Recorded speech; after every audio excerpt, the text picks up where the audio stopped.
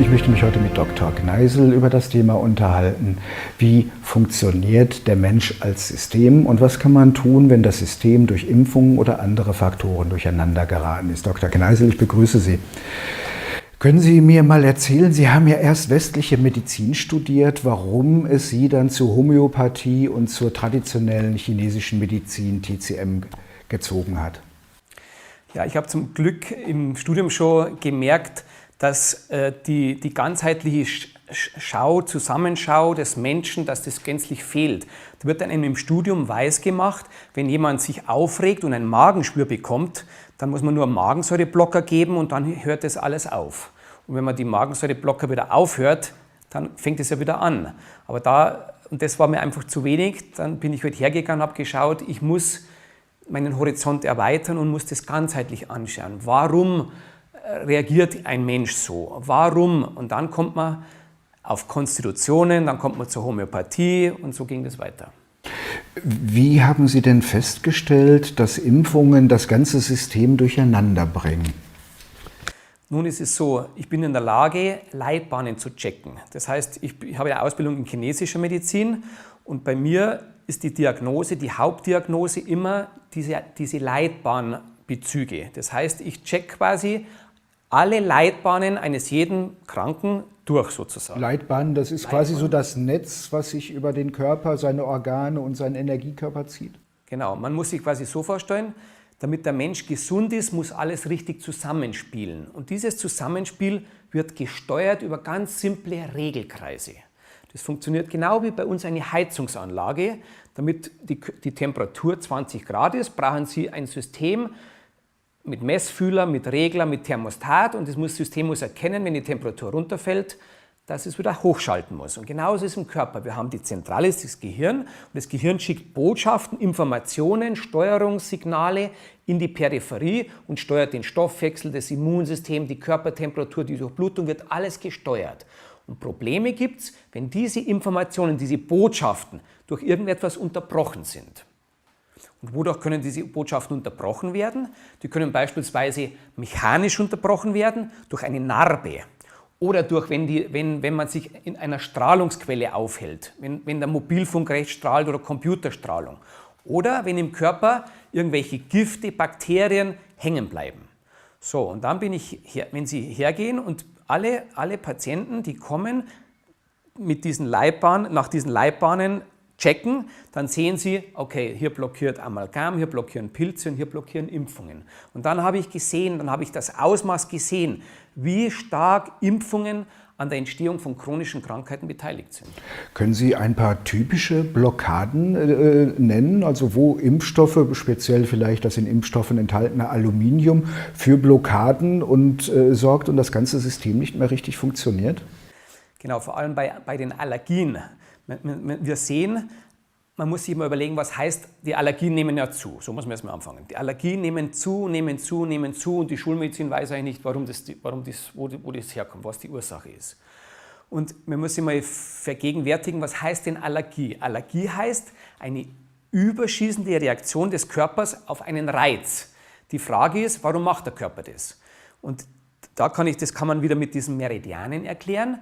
Wir haben quasi ein System, das immer auf einen Reiz die richtige Antwort liefert, sozusagen. Das heißt zum Beispiel, wenn im Rahmen vom Heuschnupfen ein Pollenkorn kommt, ein Pollenkorn trifft auf die Schleimhaut. Das System muss das erkennen, dass das ein Pollenkorn ist, ein Dreck.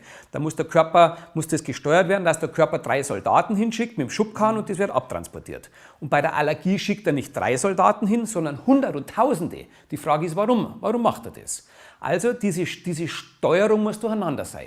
Und wenn Sie 100 Allergiker checken, warum die Steuerung, es sind immer 2, 3 Meridiane, die das machen, warum die durcheinander sind, dann erkennen Sie immer, dass immer Gifte mit beteiligt sind. Vor allem Amalgam aus Quecksilber, aus Amalgamfüllungen und ganz oft eben diese Impfungen.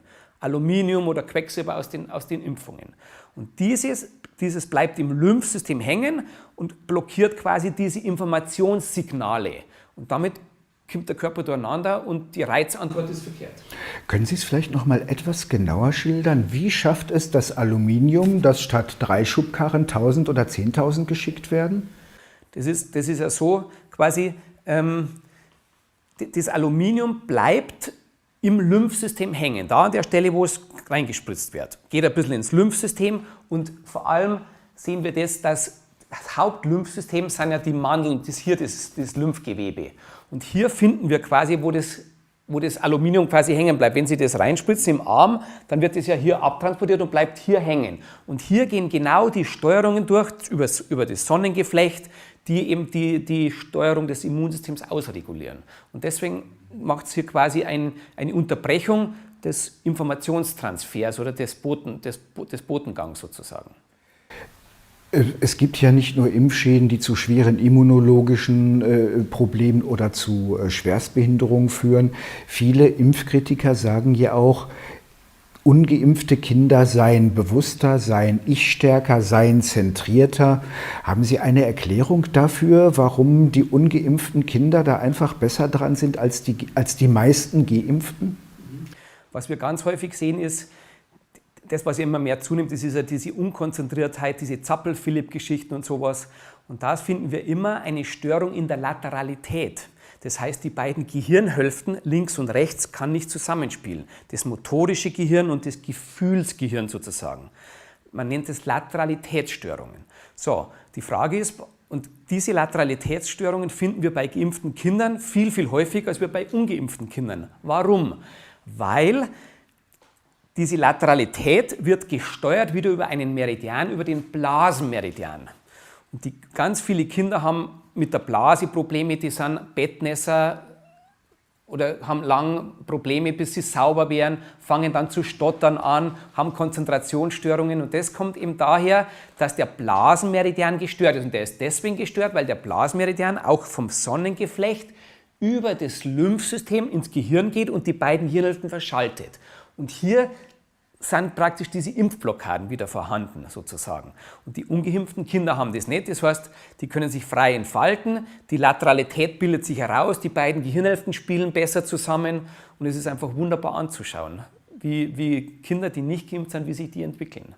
Wenn wir jetzt einen mehrfach Schwerstbehinderten vorstellen, wo das Gehirn physisch total geschädigt ist. Viele Ärzte schaffen es ja, sag ich mal, durch Ausleitung von Giften da zumindest das Vorhandensein von Krämpfen zu reduzieren oder ganz ausbleiben zu lassen. Wieso, sag ich mal, wird durch die Ausleitung von Metallen, Leicht- und Schwermetallen, wieso hören dann die Krämpfe auf?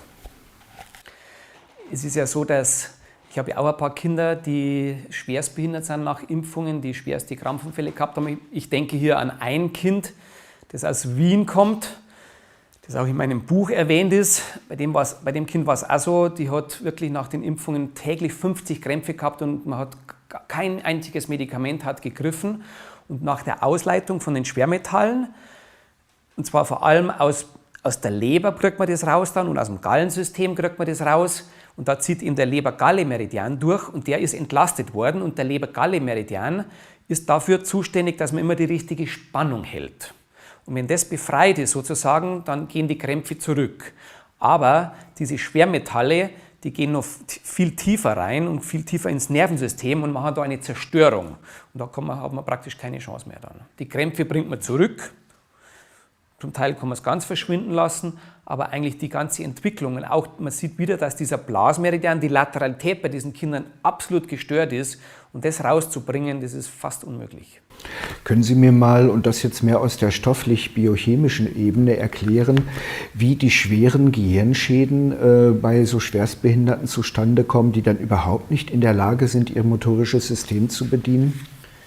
Ja, eigentlich ist es ja so, dass quasi dadurch, dass diese Gifte, durch diese Impfgifte im Körper drin bleiben, werden auch wieder Meridiane blockiert, die zum Beispiel da sind, dass sich die Myelinscheiden und die Nervenzellen richtig herausbilden. Das muss ja auch gesteuert werden. Der Mensch oder das System muss ja das steuern, dass der Arm jetzt wächst. Das muss gesteuert werden, dass die Nervenzellen wachsen und dass das Gehirn sich weiterentwickelt und die Nervenzellen. Und wenn da in dieser Steuerung eine Blockade ist, dann können die Nervenzellen sich ja gar nicht weiterentwickeln. Das haben wir ganz gut gesehen. In einem Versuch in einem Labor in Calgary ist das gemacht worden. Da hat man Nervenzellen in eine Petrischale gelegt und kultiviert und dann hat man ein bisschen Quecksilber zugetan in einer Dosis, die man so in den Impfungen findet. Und dann hat man gesehen, dass die Nervenzellen total sich zurückziehen und degenerieren. Das ist quasi wie bei einer Schnecke, wenn die mit dem Fühler irgendwo anstößt, dann geht es zurück. Und genauso war das bei diesen Nervenzellen. Das kann man sich vorstellen. Ein Kind, das in der Reifungsphase ist, in den ersten 2, 3 Lebensjahren, wo das alles aussprossen und nach oben gehen möchte, wie das blockiert und wie sich das zurückzieht. Und das ist ja dann irreversibel. Warum sind Kinder denn gerade so in den ersten Lebensjahren besonders leicht verletzlich? Weil eben da die Hirnreife noch nicht abgeschlossen ist, weil quasi, das ist wie im Bauch, da gibt es auch verschiedene Phasen, wenn der Fötus im Bauch ist, wenn die Organe halt angelegt werden, wenn da irgendwas eindringt, dann gibt es große Probleme und so gibt es halt in der Reifungsphase des Menschen auch große Probleme. Man muss sich vorstellen, so ein kleines Kind kann ja nicht einmal den Kopf halten und kann sich nicht stabilisieren und so. Und in dieser Reifungsphase geht man jetzt rein und spritzt Dinge rein, die quasi Nervenzellen und Steuerungssysteme, die die Nerven austreiben wollen, blockieren. Das ist Wahnsinn. Sie kritisieren unter anderem auch die Polio-Impfung und behaupten, in den letzten 20 Jahren seien in Deutschland Polio-Impfungen ausschließlich durch Impfungen verursacht worden. Ich denke, das müssen Sie mal erklären. Das klingt ja doch eigentlich auf den ersten Blick doch ein bisschen heftig. Genau, aber es ist nicht seit 20 Jahren, so muss man sagen, wahrscheinlich so seit 30 oder 40 Jahren ist das jetzt schon. Muss man auch schon wieder im Buch ergänzen oder umändern, sozusagen. Ja, wir haben deswegen keine Polio. Es ist so, die Schulmedizin möchte uns ja weismachen, dass wir die Kinderlähmung nicht mehr haben, weil wir impfen. Aber so ist es ja gar nicht, sondern wir haben die Kinderlähmung nicht mehr, weil wir nicht mehr aus dem Wasser raustrinken, wo die oben ihre Fäkalien reinlassen, sozusagen. Deswegen haben wir keine Kinderlähmung, deswegen haben wir auch keine Pest mehr und kein Cholera, aus diesem Grund. Und man kann sagen, dass nach dem Zweiten Weltkrieg gibt es eigentlich, nachdem die ganze Ernährungssituation, die ganze Hygiene wieder besser geworden ist, gibt es keinen einzigen Fall von Polio in Deutschland. Nur Fälle, die aufgetreten sind, nachdem die quasi geimpft worden sind. Und das war beim Schluckimpfstoff war das noch schlimmer oder noch häufiger, deswegen ist man übergegangen, weil die konnten sich quasi untereinander anstecken. Und wenn da ein geschwächtes Kind da war, dann hat die quasi vom Impfling quasi die Polioerreger abbekommen und hat polioartige Symptome gezeigt. Und deswegen ist man von der Schluckimpfung abgekommen und hat dann quasi wieder einen intramuskulären Impfstoff geschaffen. Und es ist wirklich so, dass in Deutschland und auch vielen europäischen Ländern gibt es wirklich seit Jahrzehnten keinen einzigen Fall von richtiger Polio. Polio gibt es nur in ein paar Ländern, in ein paar Slumländer. Aber auch in diesen 3, 4, 5 Slumländer gibt es, wo wirklich die Hygiene schlecht ist. Aber man muss sich ja fragen, auch in den Slumländern, warum bekommt nicht jedes Kind dort Polio? Warum? Wenn Polio so gefährlich wäre, warum kriegt in diesen Ländern, wo die Polio noch verbreitet ist, nicht jedes Kind Polio? Das muss doch einen anderen Grund haben. Nämlich der entscheidende Grund ist die Konstitution. Entscheidend ist die Konstitution. Da könnte man dann sagen, geht es dem Menschen schlecht, geht es den Seuchen gut und geht es dem Menschen schlecht, geht es den... Nein.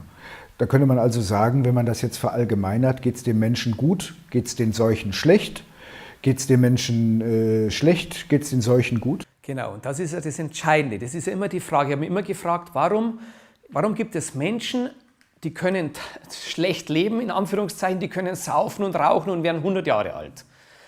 Und wenn man die Leute anschaut, dann hängt es damit zusammen, dass die eben das Entscheidende haben. Die haben eine gute Konstitution, das heißt, die haben so viel Power und Energie und konstitutionelle Kraft mitbekommen, dass die quasi alles wegstecken.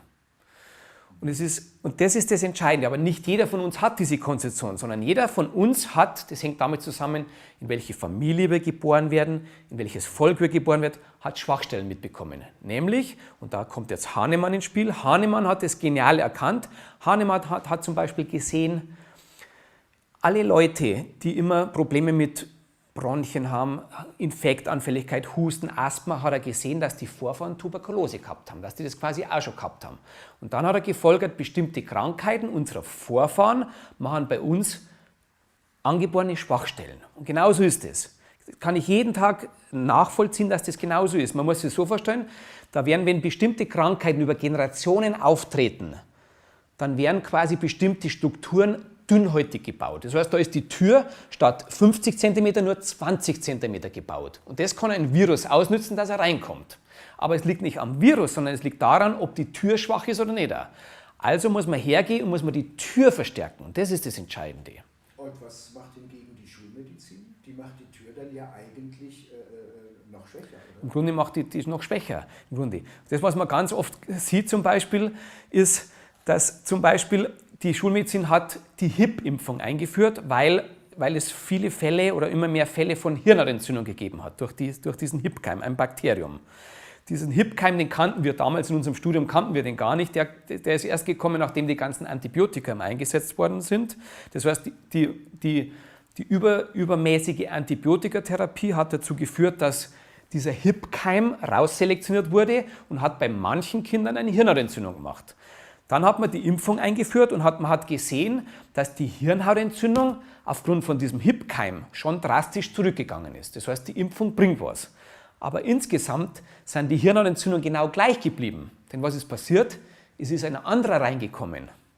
Die Impfung baut vielleicht ein bisschen eine Immunität auf gegen A, dann kommt der B halt rein. Weil das Problem ist, dass die Tür immer noch bloß 20 cm hat, statt 50 cm. Also macht es doch mehr Sinn, wenn ich die Tür von 20 wieder auf 50 cm baue, dann ist es egal, ob A oder B oder C kommt. Das heißt also, die Schulmedizin arbeitet nach der Logik, je schwächer das System eines Menschen ist, umso stärker muss mittels Aluminium eine Immunität versucht werden herbeizuzüchten? So kann man es ungefähr sehen, ja, genau. Das ist ja eigentlich die Definition einer Neurose, oder? Immer mehr desselben?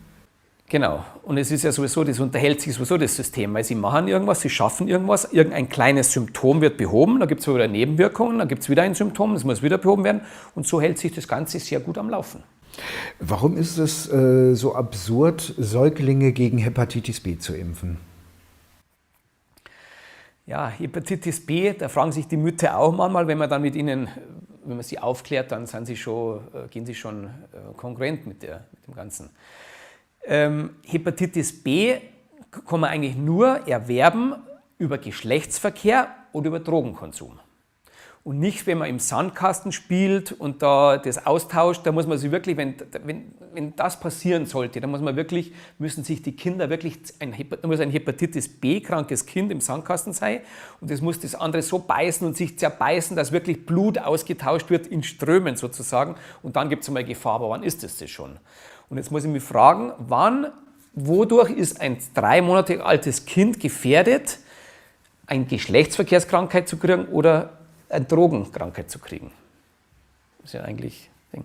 Aber im Grunde geben die das ja auch zu und die machen das halt auch nur deswegen, halt, weil sie es im Säuglingsalter erwischen, die Kinder, und später erwischen sie es halt nicht mehr. Gibt es andere Impfungen, die einen ähnlich großen Absurditätsgrad haben? Da wüsste ich gar nicht, wo ich anfangen müsste.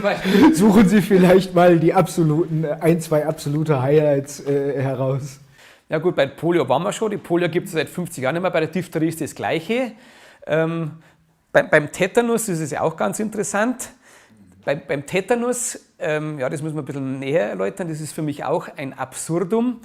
So, die Schulmedizin geht her und nimmt von diesen Tetanusbakterien das Gift. So, schwächt es ab und spritzt es 3-mal rein. Dann gibt es Antikörper gegen das Gift. So, und jetzt behauptet die Schulmedizin, weil wir im Blut Antikörper haben, deswegen sind wir geschützt. Wenn das funktionieren würde, dann machen wir folgenden Versuch. Ich gehe jetzt in den Wald und suche einen Knollenblätterpilz, nehme das Gift, schwäche es ab und spritze ihnen das 3-mal rein. Dann haben sie Antikörper im Blut gegen Knollenblätterpilz. Und dann gebe ich ihnen einen Teller Suppe und dann frage ich sie, ob sie das essen würden. Ich meine, was soll das? Entweder die Leber und das System kann das Gift abbauen, egal ob da Antikörper im Blut sind oder nicht. Das hat mit dem Antikörper nichts zu tun. Bei einem Virus ist es was anderes. Wenn ich jetzt eine Masernimpfung mache und es macht Antikörper gegen den Virus, dann macht es natürlich schon mehr Sinn, weil viel der Immunabwehr eines Virus geht über Antikörper, aber nicht bei einem Gift. Und das ist bei der Diphtherie so und beim Tetanus. Also ich kann gegen ein Gift nicht immunisieren. Wenn es möglich wäre, würde ich mich gegen Bier impfen lassen und dann könnte ich mich abfüllen und ich kriege keinen Rausch nicht. Das wäre doch toll. Also völlig absurd. Ich denke, die Brauereien hätten ein bisschen etwas gegen eine Antibierimpfung einzuwenden. Genau. Aber wie ist so etwas möglich, dass sie gegen etwas impfen, was von der, sag ich mal, aus der schulmedizinischen Sicht überhaupt nicht funktionieren kann? Wie kann das sein? Weil, ich weiß nicht, warum das die da nicht nachdenken, weil die Qualität oder der Sinn einer Impfung ist bei den in der Schulmedizin immer, dass sich Antikörper bilden. Und nur an den Antikörpern wird ausgemacht, ob die Impfung, ob das jetzt erfolgreich war oder nicht, an den Antikörpern. Aber damit ich irgendwas abbauen kann, sind ja nicht nur die Antikörper schuld, auch beim Virus. Damit ein Virus richtig abgewehrt kann, brauche ich schon Antikörper. Wir brauchen ein vernünftiges Lymphsystem, ich brauche eine bestimmte Hautabwehr, ich brauche eine bestimmte Darmabwehr, ich brauche eine gescheite Nierenentgiftung, ich brauche eine gescheite Leberentgiftung, ich brauche viel mehr als die Antikörper. Und die Schulmedizin macht allen Erfolg nur an den Antikörpern.